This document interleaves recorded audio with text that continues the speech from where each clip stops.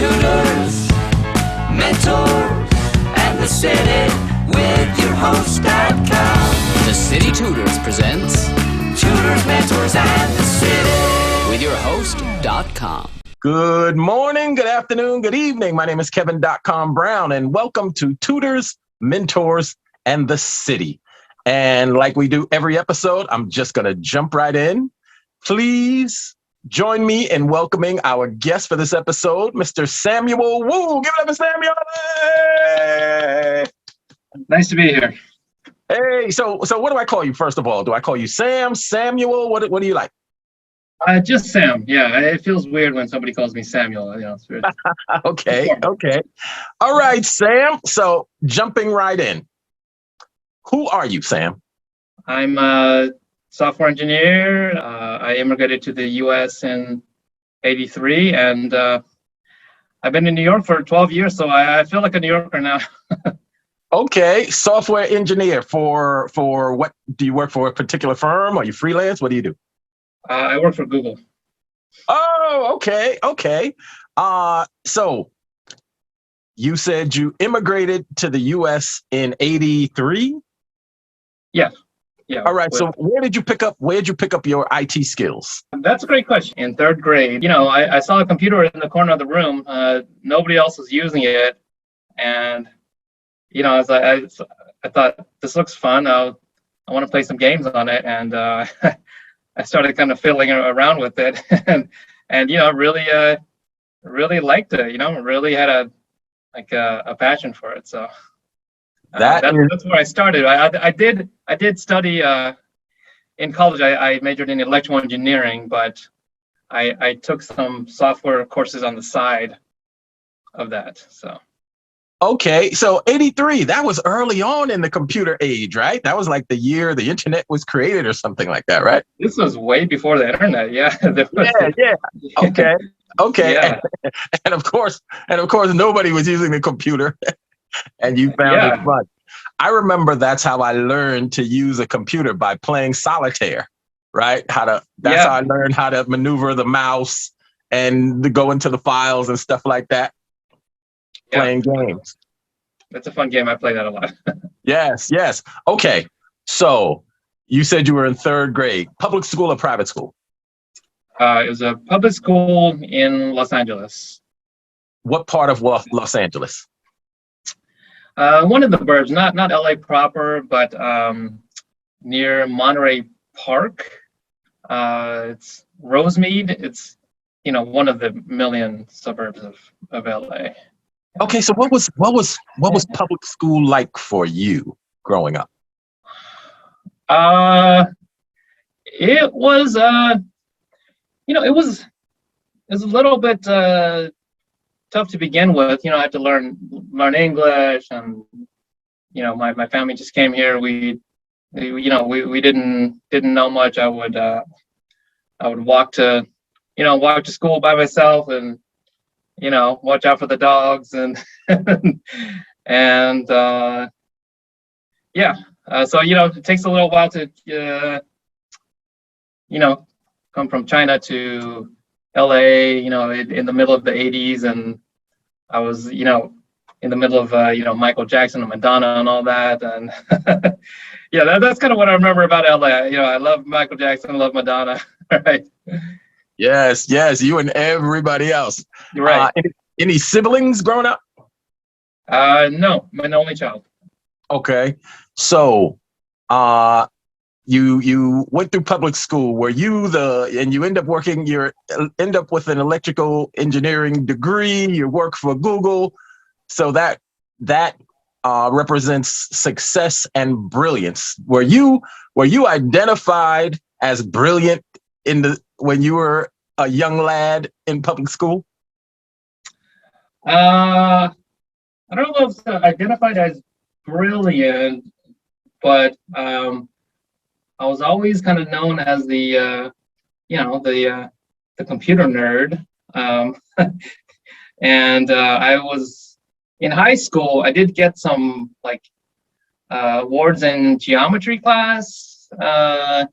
That was one of my favorite subjects, and also there was a computer class in high school, and and I really loved that. We had a lot of fun there playing games and making games.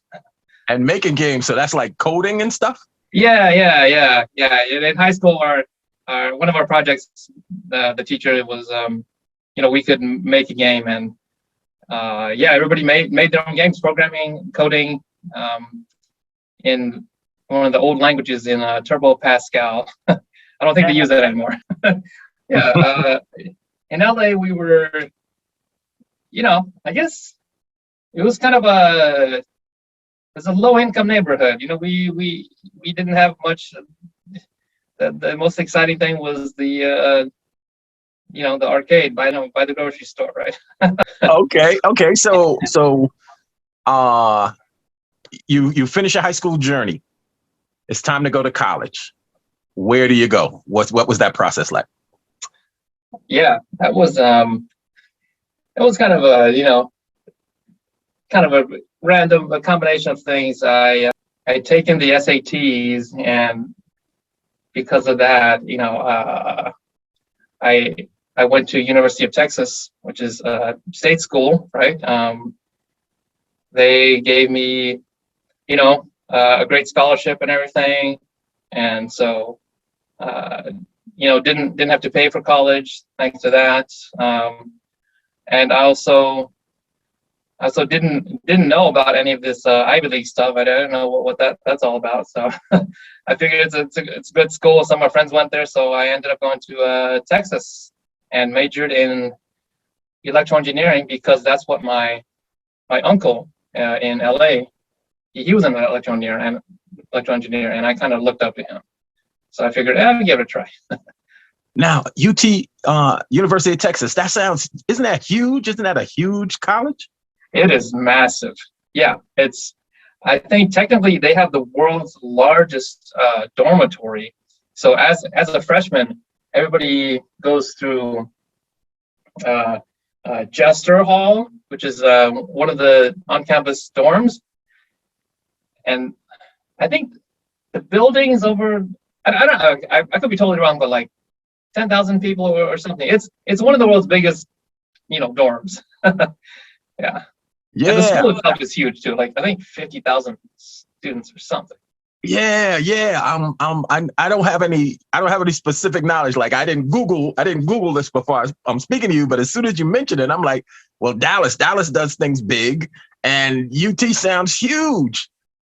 So coming from where you come from, was that a culture shock for you, going to such a huge institution? Yeah, I guess UT was a lot of fun. It wasn't really a culture shock for me because I've been living in Texas for a while, right? From junior high through high school, but then moving from Dallas, where I live, to Austin, and just being around in the college campus environment, that was fun and exciting for me, and meeting lots of new people, more different people than I'd known growing up in Dallas. Okay, so you get to UT, you're brilliant there. You graduate in 4 years, and then do what? Yeah. So after I graduated, this was right at the peak of the .com days, right?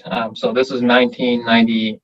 This was December 97, and right now, I guess at that time, it was all about like the tech companies, all the .com stocks were going crazy. Microsoft was a big deal, and I interviewed at a bunch of companies. I think I interviewed at Microsoft. I got rejected there. I did get a free trip to Seattle, which was nice. I interviewed at Intel. I got an offer there. And I also interviewed at a local company in Austin called Trilogy. And they were kind of a hot company, so I ended up joining them. And I stayed in Austin for a couple of years working for Trilogy. Okay, so where are you? Where did you end up? Where are you now? So now, after I moved around a lot, and I was wanting to be in New York City, and I moved to New York, and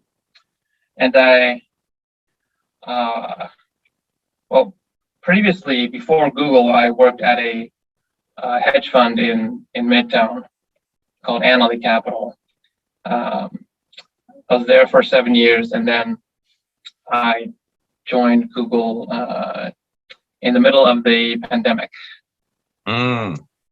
Okay, so working for a hedge fund, you were in the IT department, or you were in the financial department? No, I was definitely in the IT department. Do you have any memories prior to coming to California? Yeah, I do. So I came to the U.S. when I was 7 years old, right? And so I do have memories of growing up in China, right?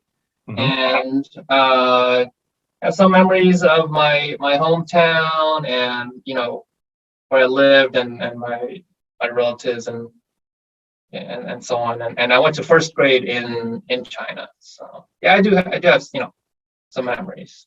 Okay, have you been back since? Have you been back since you grew up? Yeah, I've been back a few times. Right. Okay, and what's it like for you? Oh yeah, it was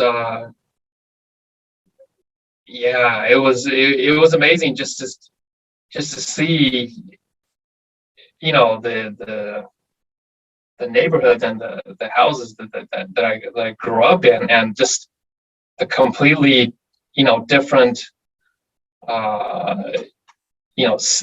city environment in China, right? And and enjoying all the food that I loved, as a kid in China. And yeah, it's completely obvious, culturally completely different, right?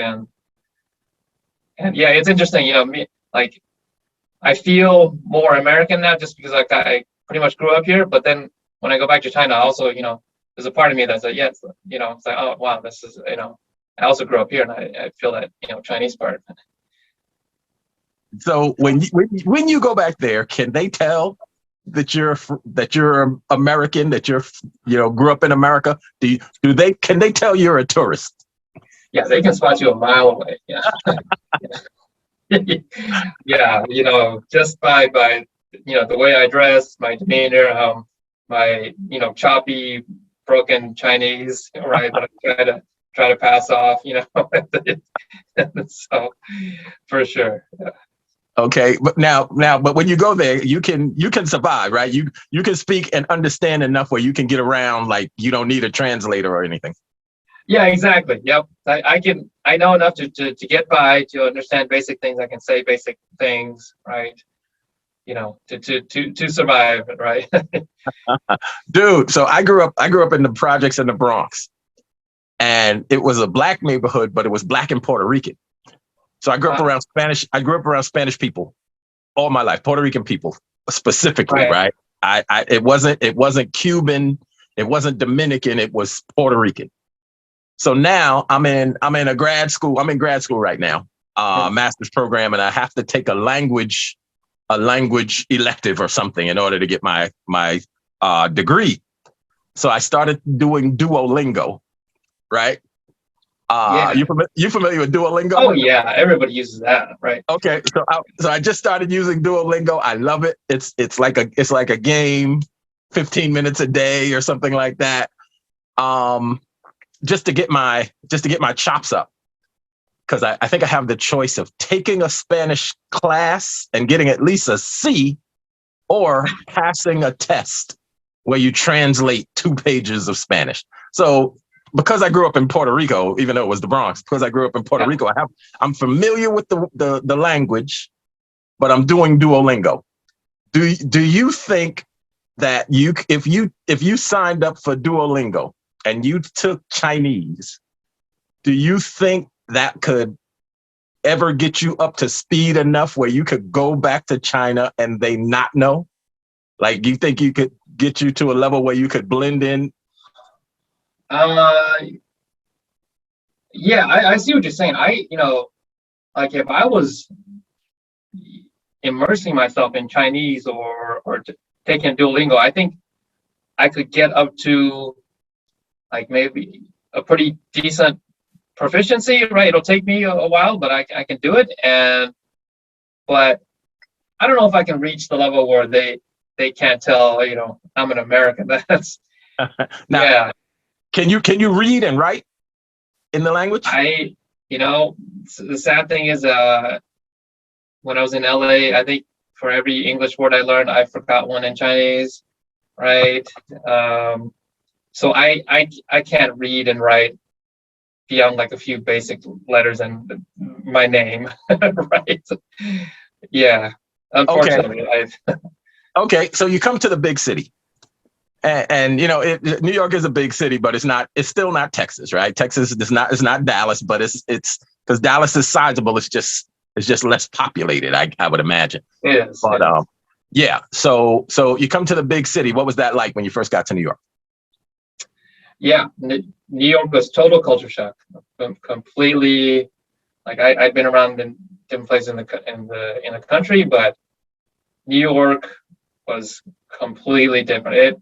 It almost felt like a different country, right? Because for the first couple of months, it was just pure information overload. There's so many things going on all the time. I would see any shiny thing and get excited about it and wanted to do this and that and everything, right? Yeah, it was a total culture shock, and the speed at which things happen in New York, right, was just way faster than anywhere else in the country. It was very exciting. Yeah, I was born and raised in New York, and we take this city for granted. If you are a New Yorker, if you were born and raised here, you're always heading to a destination from a destination, and we rarely stop to enjoy what this city has produced. So a lot of times we enjoy the city through the eyes of tourists, through the eyes of people who are looking up at how tall the buildings are, or just fascinated just by, the speed, being born and raised here. That's all I know, right? I don't know anything else. When I go other places, I remember other places were just so slow. Like, how could they like it so slow? The clubs close at 2:00 or 1:00, and there's not a train running all night. And how do y'all do this? Absolutely, yeah. I feel that way now. Anytime I leave the city, I think, why is this so quiet? Why is there nobody out on a Tuesday night? What's going on? Yeah, absolutely. Okay. I feel the same way.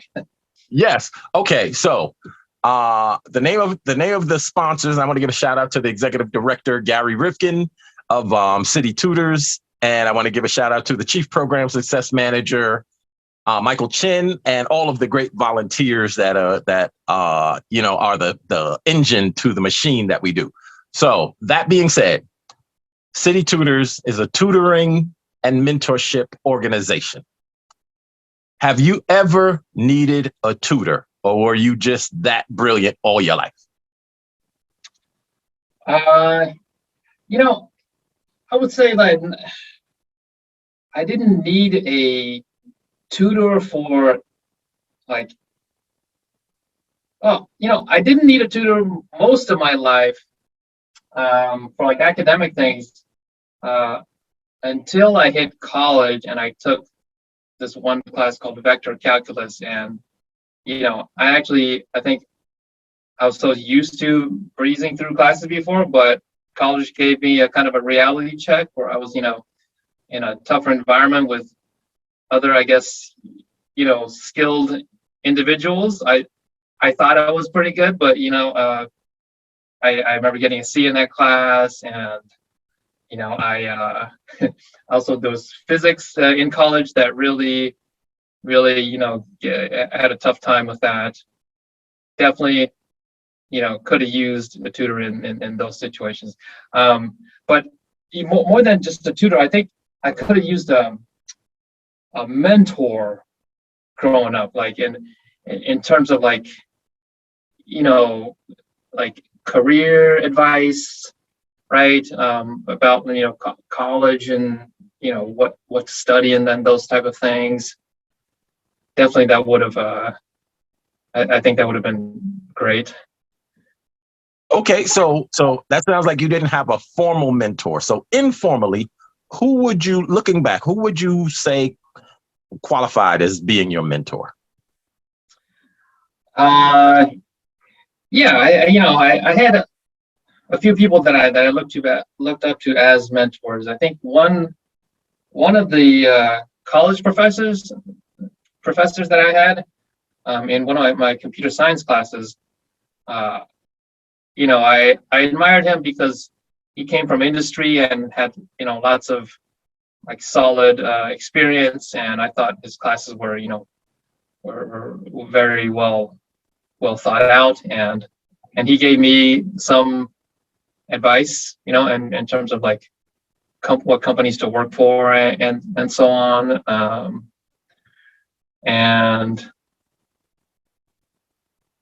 yeah, he's the one that comes to mind right now. I'm sure there are other people who have mentored me and in my career at other companies and so on. Okay, so when we deal with the young tutees and the young mentees, and they see the success of elder folks, elder professionals who are coming back and volunteering their time to give them advice, a lot of these young people, a lot of these young mentees or tutees, they think that successful people had an easy path, never faced any adversity, never faced any real challenges. Maybe they in their minds, oh, you work at Google, so you've been smart all your life, or you came from money, or you had your parents that took care of you, and I didn't have any of those. So a lot of young people who go through their struggles think they're the only ones that have faced adversity. So far in our story, the most adversity you faced was you had to learn the language in like third grade, and then you got a seat in college, and then everything else was smooth. Was your life that smooth? Oh boy, yeah. How much time do we have? Yeah, definitely, definitely not. As someone who did not come from money, yeah, I mean, I can see, where these students are coming from, but it's, on the one hand, it's definitely been a constant challenge to get to where I am, but at the same time, I think, if one of these students or mentees were given some more resources and just guidance on what's available, I think that can definitely help. Yeah, personally, I have struggled a lot. My family, my parents are separated, right? So that's a challenge. Growing up in Texas, I guess, as a minority in Texas, I'm sure you know what the challenge is about. You look at me and I don't look like a typical Texan, right? So, but it's a challenge to be in those types of environments. But at the same time, I think if you do apply yourself and look forward, you can, you can make it happen. Now I'm a big fella. I'm 6'5". I'm over 300 pounds. But growing up, I was bullied as a kid. I was bullied like I hadn't grown into my body. So my head was huge. My body was skinny. My feet were too big. I wore a size 9 shoe at 9 years old. And I wore a size 10 at 10 years old. And I wore a size 11 at 11 years old and 12 years old. And my feet grew with my age until I was 16, right? So my feet were always way too big. My head was too big. I wore these thick Coke bottle glasses. And I was bullied brutally, right? Brutally, but I didn't claim it. So I didn't even know what bullying was until, I became an adult and I hear how, young people are traumatized by being bullied, right? I didn't recognize it as a shortcoming. I just thought that was part of growing up, right? But so for me, part of the reason I found success in my life is because I was too ignorant to know what I shouldn't have been able to do. Right. That was my superpower, being naive. Right. So I don't know I shouldn't be able to accomplish a goal. I don't know that I'm going someplace that society thinks I shouldn't be. When you faced adversity, how did you maneuver through? What was your I guess fallback to when you were confronted with that obstacle to help you get through it? Yeah. I was also bullied because I was a skinny kid in high school and so on. But I guess my fallback, my mom has always been there for me, right? To support me, through any sort of struggles. I also just had this kind of a belief that that like I thought I was tough. I thought this no big deal. I can go through this, right? I was had a dream of coming to New York City. I'd seen so much on TV. I just kind of blindly followed that dream. When I was a kid, I wanted to work for Microsoft, and I guess just kind of blindly following that dream. I also kept with sticking with what I was good at, with technology, and I thought I'm a better programmer than these guys. Let me give it a shot, right? It was and I was struggling the whole time. I kind of know what you're saying. I was struggling the whole time, but I didn't even realize I was struggling until I was older, and I was almost numb to it, honest, right? Now thinking back, I I see that I was very numb. So we had the same superpower, right? We don't even know what's going on. Yeah, right. It's just, this is the way it is. This is a rough neighborhood. Hey, so what? Like, because now I'm a little older than you, but when I'm a lot older than you, but when we were growing up, a lot of those things weren't even labeled, right? Now we're in a society where all those things are labeled and they're identified and labeled early. And once a person puts a label on something, then that's the handle. That's the thing that they've identified this kid as, whatever, and now they carry that label with them forever. Now that being said, so your journey sounds similar to mine, except I don't know. I was going to say I didn't have the luxury of moving around from state to state, but I don't know. Was it a luxury for you? It was not a luxury. I mean, Mm, it was hard. We moved from one poor neighborhood in LA to another poor neighborhood in Dallas, mm, right? And we moved around a lot.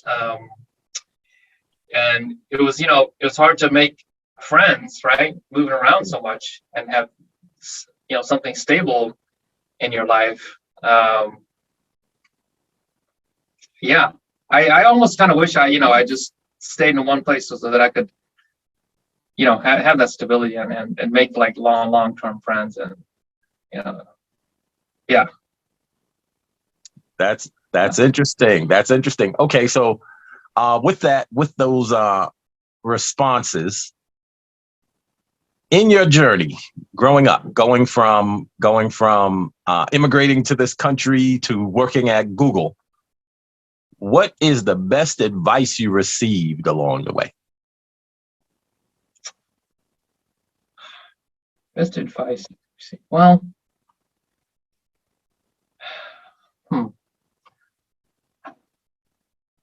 I would say, I don't know if it's advice, but kind of a philosophy I have is like, just like, don't let yourself be labeled by certain things, I personally don't like labels myself because that kind of like boxes a person, and I say, oh, you're just a poor kid from China, and then you don't speak English, and that's all you are. Or people put certain labels on you. I think you should really just not let those labels define you, right? And don't let your past predict your future, right? Really you can look back on it and maybe learn a few things, but if you analyze it too much, your past is just gonna repeat, right?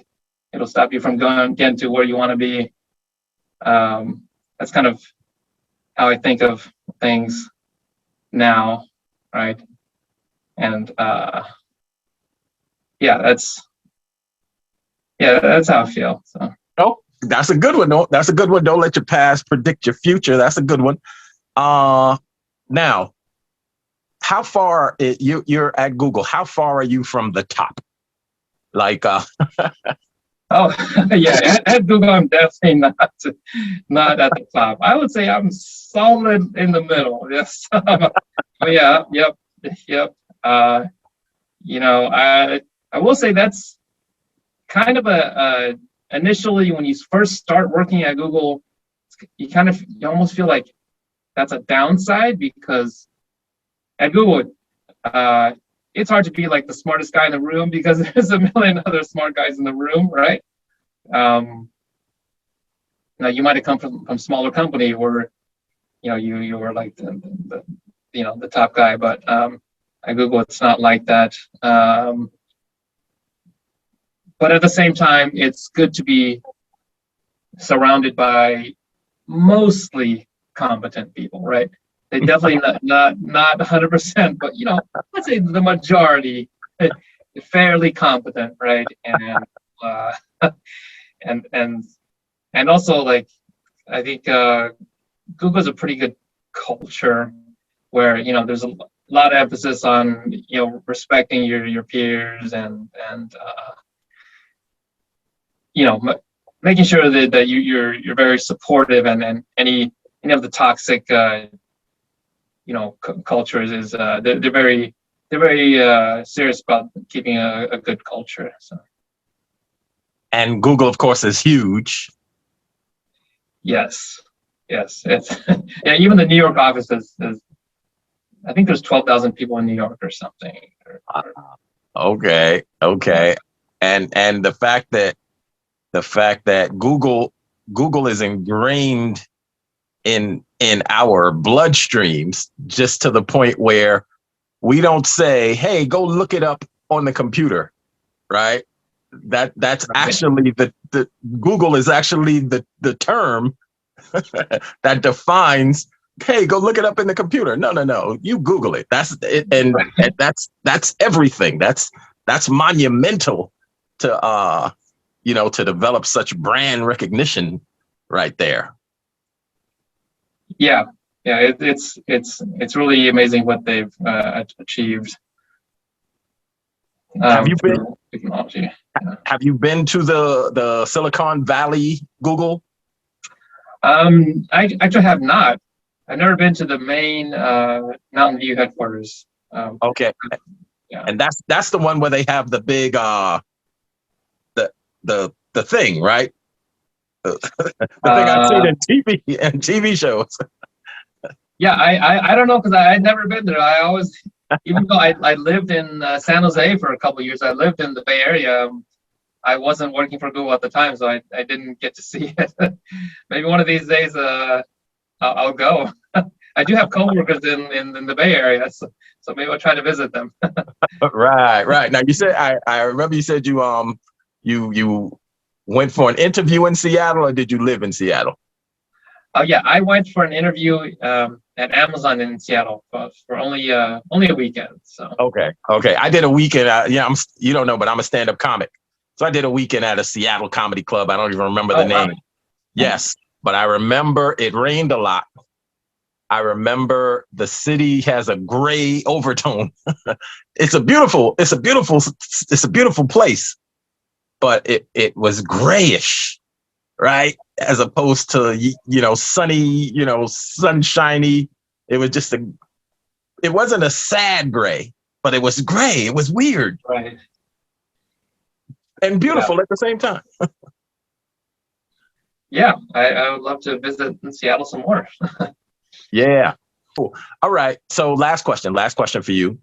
The pandemic, right? How has Google changed going into the pandemic and hopefully coming out of the pandemic? Yeah, pandemic changed a lot of things at Google and for me personally, because that really changed the complete culture of remote work, right? And I think if it wasn't for the pandemic, I wouldn't be here in New York, because I was technically supposed to work. I was supposed to join the Austin location of Google, but with the pandemic, remote work became very normal, and I was able to stay in New York while working with a team that's around the country, right? Yeah, pandemic definitely changed not just Google, but the whole industry. Remote. Now, kind of everybody expects to be able to work from home a couple of days a week, and I think it's positive change. It's flexibility is good. So. Right. Okay. And so in the course of your 5-day week, how many days are you home and how many days are you on site? I'm actually on site 5 days a week. Okay. And, yeah, it's mostly because I'm a terrible cook and I just come in, so I don't have to cook and get food. So. Okay. I can relate to that. My sister's she's a tremendous cook. My mother taught her all of her superpowers. And I accidentally ordered some pork chops from BJ's. I ordered online, and I don't even remember ordering them, but they were thick. The pork chops were like 2 inches thick. And I had never cooked 2-inch thick pork chops. I'm familiar with the skinny ones with the bones in. So there were 8 of them in there. So I cooked the first 2 and they were horrible. They were dry. And I called my sister and I was like, I just made these 2 pork chops and they were the worst things ever. They had no flavor. They were dry and whatever. And my sister talked me through how to put them in the oven and make them so tender and moist and juicy. So I used to be a horrible cook like 2 weeks ago, but now I'm like a master chef. I think I'm. Wow, yeah, that's great. I think I'm pretty good. Yeah. And I got my master chef wings in about 2 weeks, right? So whenever you're ready to cook again, call me. I'll get my sister on the phone. That's amazing. I need all the tips I can get. Yeah, man. I know it's rough out here. I know it's hard out here. But yeah, okay. So if you can't think of anything else, my friend Samuel, if you can't think of anything else, then I'm going to take this time to thank you, man, because I know you're busy. I know you got a real busy schedule and a real busy life, and we appreciate your time and thank you for your insights and such. Yeah, man, and keep up the great work at Google, man. I don't even know what to say. That's like one of the biggest companies in the world, and that's a big deal. So congratulations to you.